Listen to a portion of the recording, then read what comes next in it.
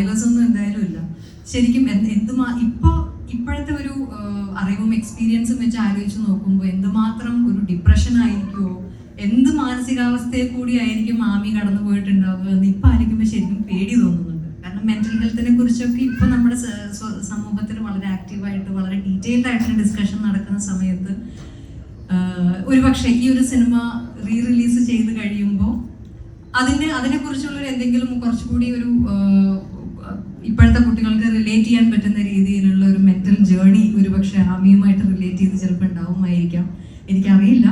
ഞാൻ ഒരു റിലീസിന്റെ ഒരു ട്രെൻഡ് ശരിക്കും കഴിഞ്ഞ കുറച്ച് കാലമായിട്ട് ഞാനും കാണുന്നുണ്ട്. ചില സിനിമകളൊക്കെ ഞാനും തിയേറ്ററിൽ പോയി കണ്ടിട്ടുണ്ട്.